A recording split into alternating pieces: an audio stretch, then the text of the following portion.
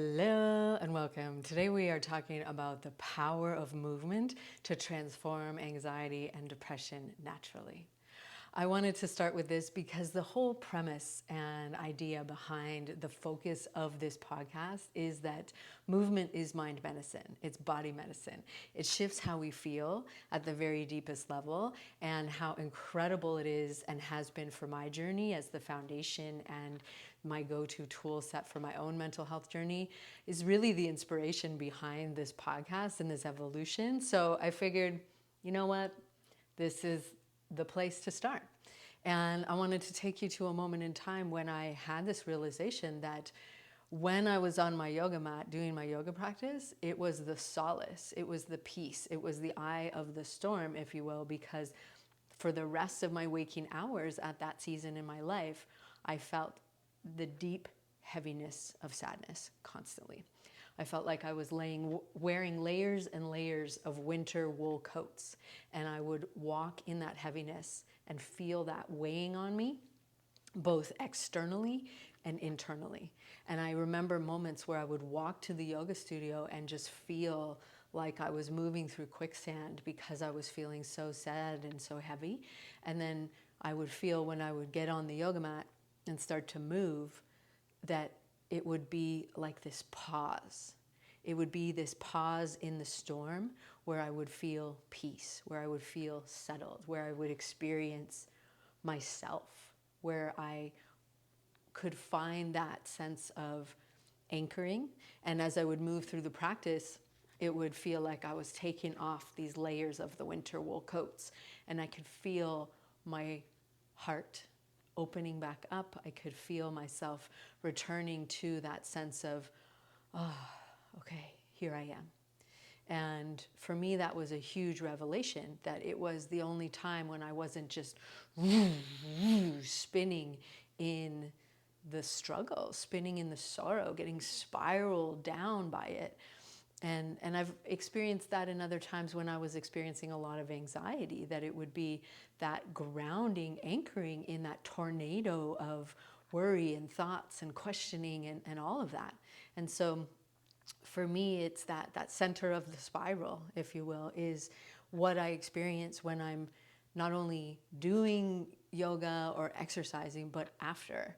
And so that's really where I came to realize that the work that I do as a personal trainer and a yoga instructor is so impactful and so powerful for so many reasons. And it has been for me, and I believe it's the foundational tool set and has been my go-to, and that's why it's a staple for me. And I don't know who I would be or where I would be had I not discovered the yoga practice or found this love of exercise. And so I really feel that my heart knew that this is an evolution of my work, as far as the focus that I'm really sitting into and claiming is that movement is a tool set to help us to navigate our journey physically, of course, because it has loads of physical benefits, as well as mentally, to give us that pause, to give us that moment where we're not getting whipped around in the spiral or sucked down that sense of sadness or whatever's happening for us, but to give us that moment of peace so that we can float, right? It's like floating on the ocean between the waves.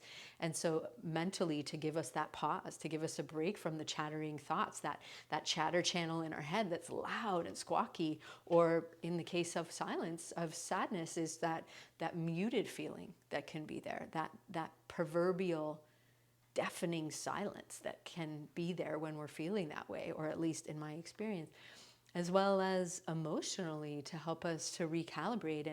And so that's a little bit about, where it came to me to realize how important and valuable this is for me personally, but then also, professionally, feeling to really called to share these tools in this way. And so let's talk a little bit about why and what's happening, because I don't know about you, but for something to really land for me, I want to understand it at a deeper level. I want to know the why behind the what. We hear all the time, oh, exercise is great for reducing stress. Exercise is great for helping you to feel happier. Exercise is great for helping you to feel more confident. Sure. And you maybe have heard that, and you may be accepted as fact, or you may be somebody like me that wants to believe that, and you've had experiences that cause you to believe that. But when you know a little bit more about the research and what's happening inside your body, then it really allows you to feel it in your body even more deeply. Okay, so perhaps that's you. And so let's unpack this a little bit. So what happens when we start to move our body, when you start going for a walk, for example? You start to go for a walk. So we have increased blood flow throughout our entire body, right? So when we are in feelings of sadness or depression, we tend to have that heavy weighted stagnancy. So this is where we're starting already to have this shift, is that we have this beautiful, rich, oxygenated blood pumping through your body. So it's flushing through those muscles, those areas of contraction and stiffness, right? And if we're not feeling like we want to move, or we don't have the energy to move, you might already be feeling tension and contraction, right? Because when we're under stress, we go into a protective posture. And so whether you're experiencing stress internally, externally, and you are going into more of a fight or flight, into more of an anxious response to that stress, or to a freeze, more of the sadness response to that stress, of that feeling of uncertainty or what have you, either way, the protective posturing is to contract and to close in. So when we start to move your body, we go from that place of contraction physically and muscularly, that's not a word, but muscularly, nope, still can't say it, in your muscles. 20 years I've been doing this, I still make up words, is we bring yourself into more open, upright posture, okay? So we're starting to send blood flow through the muscles. You're opening up your body out of that contractive posturing at a muscular level. Okay, let's make that our agreed upon word, Megan. And so when we're sending energy into those areas, into those muscles. So in yoga, we call that prana, martial arts, chi, you might have your own word for it. And we also have oxygen and nutrients going into those muscles. So you're moving into a more upright posture. So there's a more free flow of energy, right? And so what we're doing here is we're shifting the way that you're breathing. We are shifting the signals from the body. We're moving out of that contracted stress state into a more open and grounded state. So your nervous system signals to the brain, okay, whatever we were stressed about is not as prevalent because the body has shifted. More information goes from your body to your brain than the other way. So by way of your vagus nerve, there's more neurons that send signals from the body up to the brain.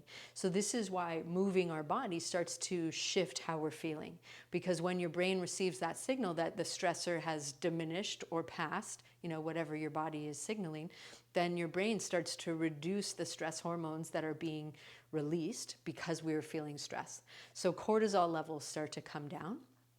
And then endorphin levels start to rise up. So this is more of the, reducing the levels of pain, increasing the levels of, okay, this is starting to feel good, right? So increasing the levels of pleasure. And so we also start to have shifts of our serotonin levels start to go up, our oxytocin levels start to go up. So these are all mood elevating neurochemicals, as well as cortisol levels, so the main stress hormones, start to come down. So we're having a shift internally, right? So we're sending oxygen throughout the body. We're sending this pranic life force, right? And so, this ancient wisdom tradition of yoga recognized that you have a life force to you. And when we're in that contracted protective posturing, it's limited how much it can flow, right? And so that's when we have that stagnancy and tightness and resistance. So as this is starting to flow, it's moving up into your whole body, right? So it's not exclusive to just the muscles. It's going up into your brain as well. So we're increasing oxygen and blood flow up to the brain, which is very important. This is improving energy levels and mental clarity, again, helping to shift that balance internally. And so what happens here is actually when you're exercising, we actually stimulate a development of new brain cells, which is really incredible. So you have new neurons that are being generated, which is called neurogenesis.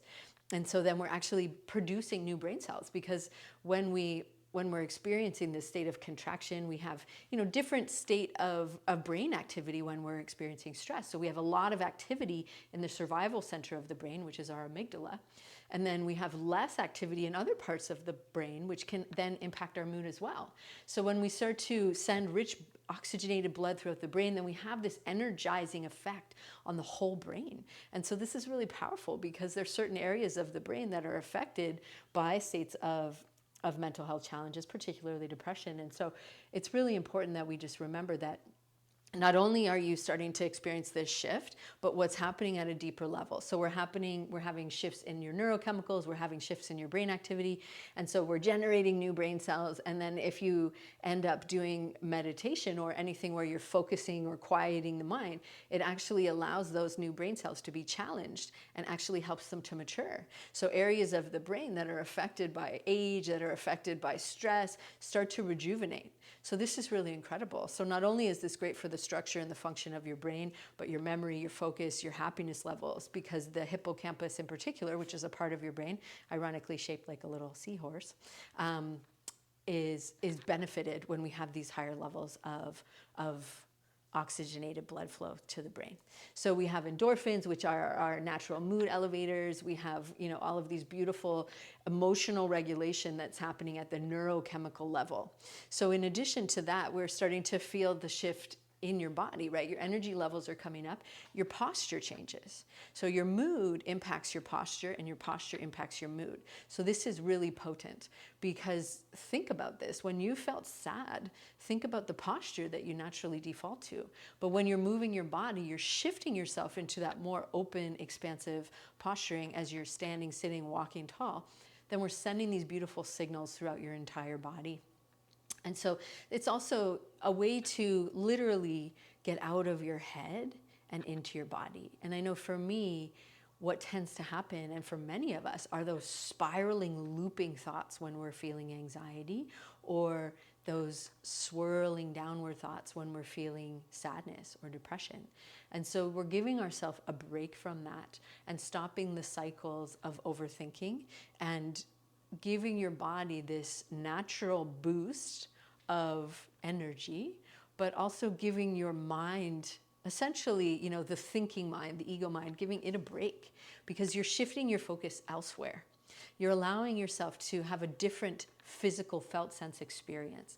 And this is really powerful, right? This is so powerful, because what we're starting to see here is not only having this shift of your state of your body, but ultimately at a deeper level is a shift of the state of your nervous system, because we are moving out of that contracted state, whatever that is. Maybe it's fight, flight, freeze, fawn, and we're coming back into a more regulated state, because you're down regulating your nervous system, you're shifting the chemical cocktail that's happening inside of you, and then you're allowing yourself to kind of move back into that state of playfulness, of curiosity, of movement. You're tending to your physical need for movement, and you're allowing yourself to shift into a different state inside the nervous system.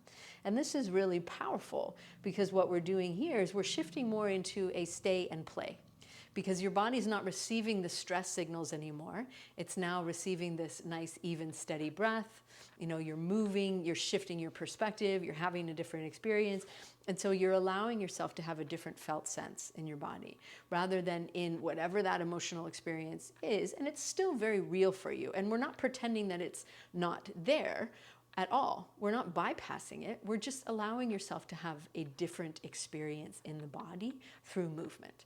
It's giving yourself a chance to press pause on that and put it over there for a bit, right? And we can revisit it. And inevitably, the mind will bring it back periodically when you're doing your exercise or your yoga or whatever, but you'll look at it through fresh perspective. You're literally looking at it through fresh eyes.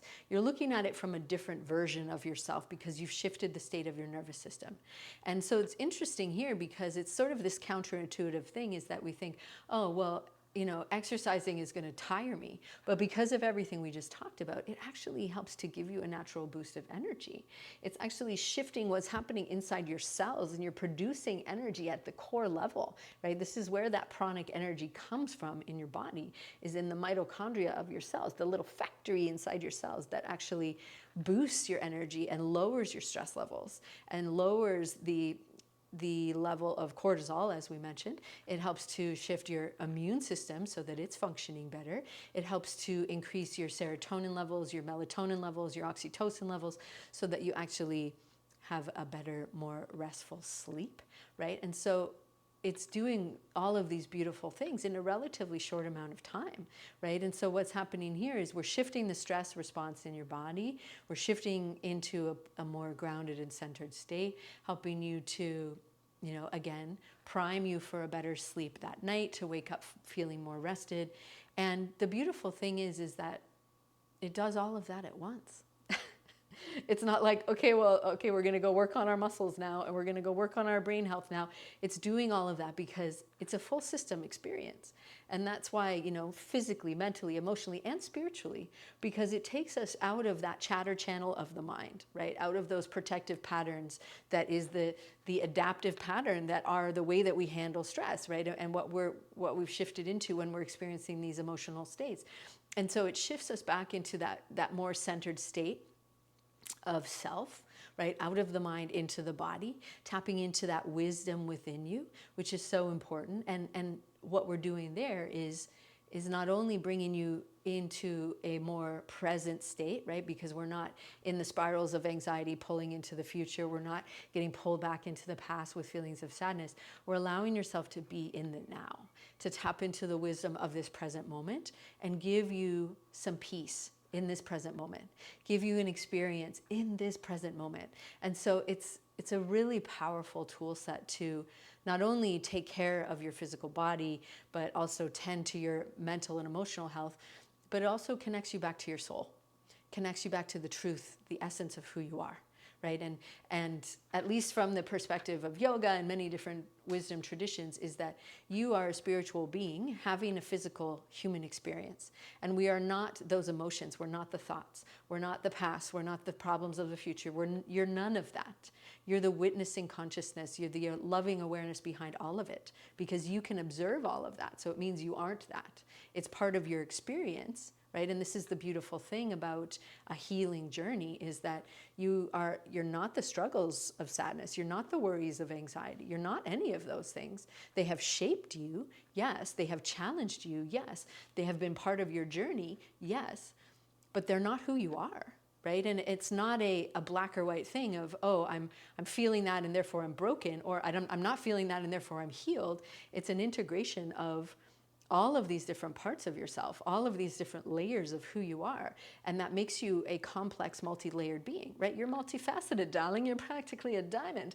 And so in order for you to shine bright, if you will, and exude that true essence of who you are, and maybe that feels really far away right now, because I know for me, when I was in that season of sadness, and when I have been in the past, it feels really damn far away. Right? And I hear people say stuff like this, and it just doesn't feel accurate or real in the moment for me, because it's like my reality and my experience is so impacted by how we're feeling in the given moment, that sometimes we just get a glimpse, and that experience of joy and that experience of peace and whatever it is it's a glimpse, right? It's that little moment after Shavasana when you're like,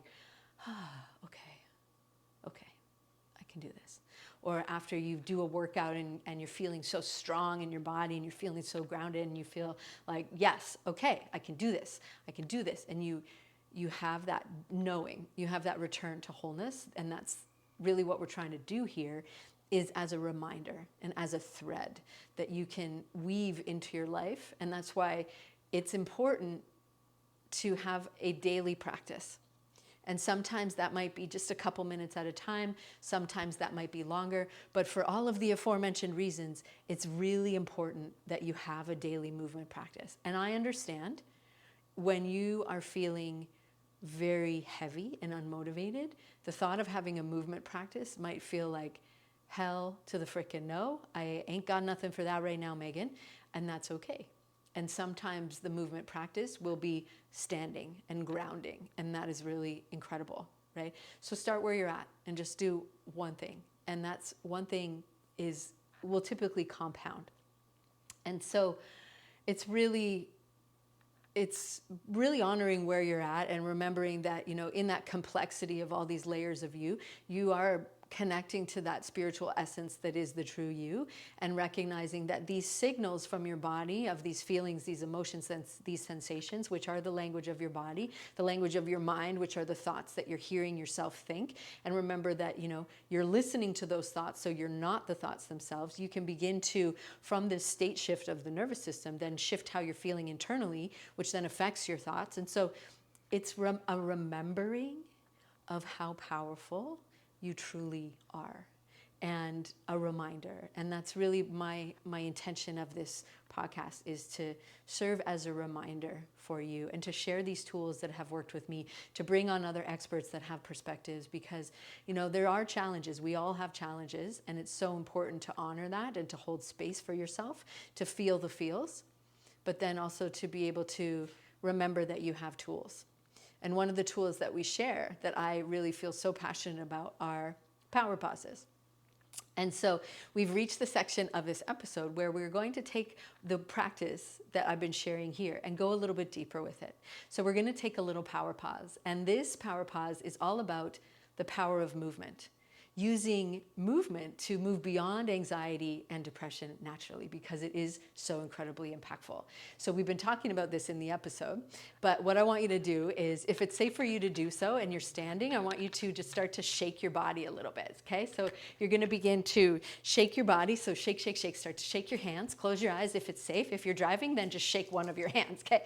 If you're walking and you're out in public, just close your eyes and then you're invisible. But if you're at your house, I want you to start to shake your body. Shake, shake, shake. Imagine there's a ping pong inside your body and you got to keep the whole thing moving, okay? So you're going to wiggle your hips. Imagine you got a little tail. Shake, shake, shake, shake, shake. Now shake your face.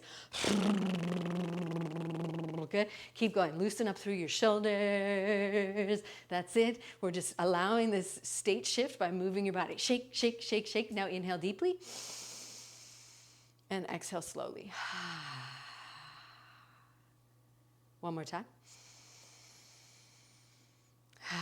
Good. Now shake again. Shake through your feet, shake through your hips, move yourself side to side, shake out through your arms, shake out through your shoulders. Imagine that you're that little agitator in the middle of the washing machine. Keep breathing, keep breathing. Ready? Inhale. Exhale. Use your breath. Use your ha. And then one more time. Big inhale. Keep shaking, shake, shake, shake, shake. And then exhale. Close your eyes, only if it's safe to do so. And breathe.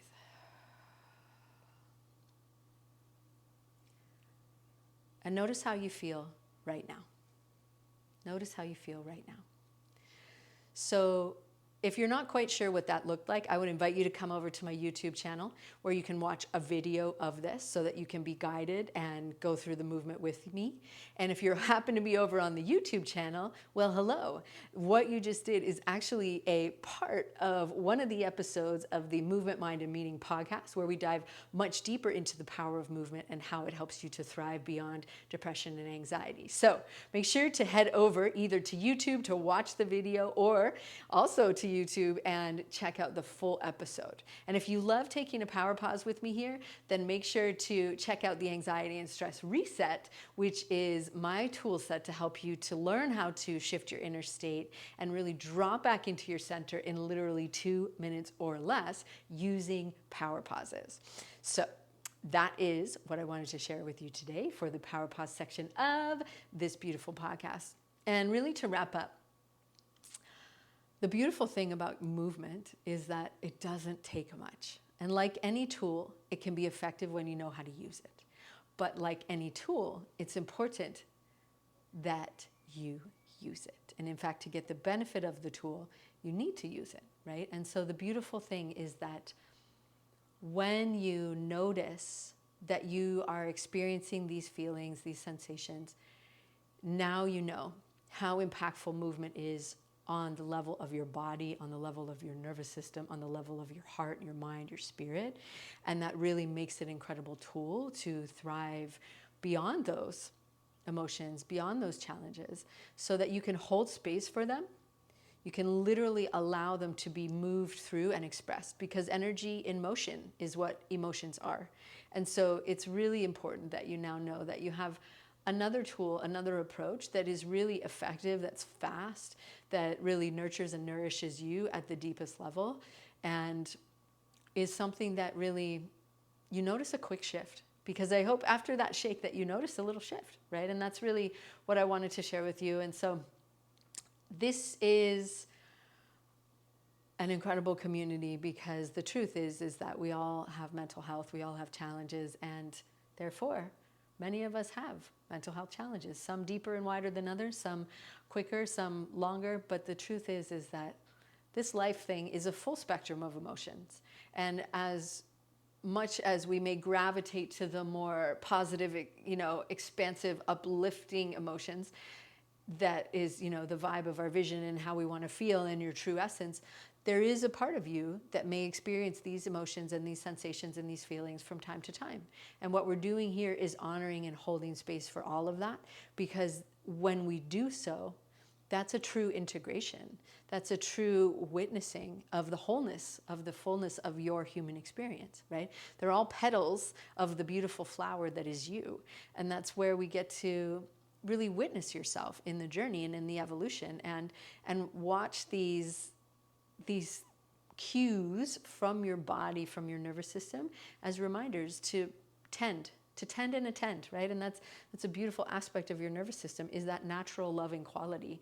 And the beautiful thing about these ancient practices that are now being, witnessed and celebrated and honored and integrated into, more current approaches to mental health, such as neuroscience and psychology and other different forms of nervous system, even the polyvagal theory, is that we're recognizing this innate complexity of us as beautiful beings having this human physical experience, but that these ancient teachings and these ancient traditions of yoga and martial arts understood innately that we have this energy, and that the natural frequency of the energy that is you is love and kindness and compassion and curiosity. And so these practices are simply a reminder and an opportunity to practice those ways of being on ourselves.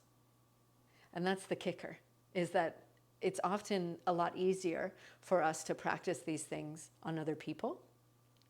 But that's a huge part of this work, and the mission of this podcast is to shift your perspective and the way that we engage and relate to the challenges of anxiety and depression and whatever, ways that life expresses itself in front of you, to be able to see these as signals from your body and see these as opportunities.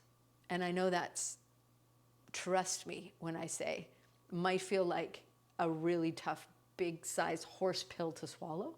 Opportunity? What? Why would this be any sort of beneficial to me? Like, trust me, because you can hear the tone in my voice, because that came from a past version of me that was like, no, this is awful, this sucks, I don't want to deal with this anymore. And you've probably heard, the only way to move out of something and beyond something is to move through it. And if we continue to resist these challenges when they present themselves and push back against them, then they build an intensity. Whereas when we look at this as an opportunity to learn and to grow and to practice self-awareness, it's huge. And it's a big, big shift in the way that we look at ourselves and the way that we look at these challenges. And I know that, if you're here and you're listening, then that means you're curious and you're a seeker and you want to maybe change your relationship with these and change the dialogue around them. And that's a big part of this practice here. And another intention of this show is for us to look at these differently, because they're a commonality between humans. We all have ups and downs and all arounds, right? And it's so important that we begin to shift our own relationship with them and recognize what they're here to help us to do and to grow and to evolve into, so that we can shift any feeling or stigma that we have around them ourselves, so that we can heal and love and witness any shame that we may have around them ourselves, because that in turn creates a ripple effect of transformation out in the larger collective conversation around these challenges. Because for many of us that have experienced these challenges, they do come with a lot of shame. And when we are resisting part of ourself or embarrassed about part of ourself and our lived experience, then that pushes away that part of ourself. It segregates it even more. And when we are doing that ourselves, it contributes to that collective segregation and isolation that we might feel as members of the mental health community that experience these challenges. But when we have conversations like this and we recognize the similarities and we start to realize this is normal, this is part of the human experience. But when we look at it through that critical, self-defeating, shameful, embarrassed lens, which I did for a long time, trust me, believe me, and I recognized that it's essential for us each to do this work as individuals and also as a collective inside this community, inside the Power Pause movement, is to begin to shift our relationship with these and potentially get to the point where we see them as an opportunity. We see them as a gift. And I know that might feel like, holy hell, no way. And it might feel like a long way off, but I just put that there as an opportunity because I know they're challenging. I am not taking away from that by any means. I know that they are challenging, and I know it can feel really damn hard and really damn difficult. But the opportunity is for us to shift how we look at these and how we relate to them and how we begin to cultivate an awareness around them within ourselves. And in that way, it's a gift because it's teaching you. It's not necessarily a gift because we have it, but it's a gift because it's giving us an opportunity to witness and learn and cultivate self-awareness and self-compassion. And through that lens, begin to make our way towards deep self-acceptance and self-love. And again, that might feel like unachievable and unrealistic at this point in time for you, because it certainly did for me and has at times. But I will leave us with this thought of this beautiful practice. And if you're watching the video, you can see the tapestry behind me where there's gold throughout the beautiful sea of teal. And it's a practice of remembering that where we have these challenges in our life, we can begin to shift how we see them. We can begin to seal them up with this witnessing and celebration and integration. And it's a Japanese practice called kintsugi, and it's the sealing the cracks with gold. So that's what I wanted to share with you today. I really hope that you can find a way to shift the way you're seeing this and really look at it through a new lens to bring in some gold, bring in some reflection, bring in some opportunities. So make sure to check out our Anxiety and Stress Reset, which is kicking off, our first live round, kicking off on January 13th. So depending on when you are listening to this, you might be able to jump in on the first live round of the year. But if you happen to have missed that and you're listening to this later, then we do live rounds throughout the year. And it's a beautiful way to connect with the community and learn to really weave power pauses in throughout your day. So you're giving yourself that steady dose of groundedness, of centeredness, of connection throughout the day, 2 minutes at a time. So powerful. And so you can join us for the live rounds as well as get lifetime access to the tool set inside there and the beautiful Power Pause movement community. So join us, check that out. And again, if you were listening to this, you can go and watch us over on YouTube and do the video as well as check out other ones. And if you are loving this, then tag a friend, share it, please. This is a conversation that needs to be held and had by more people, and I would be so honored for you to share this with anyone that's experiencing these challenges or is open to a perspective shift. So again, take good care of yourself, and thank you so much for coming back to the true essence that is you and living from that place and really having a beautiful day. Take good care, and I will see you soon. Bye-bye.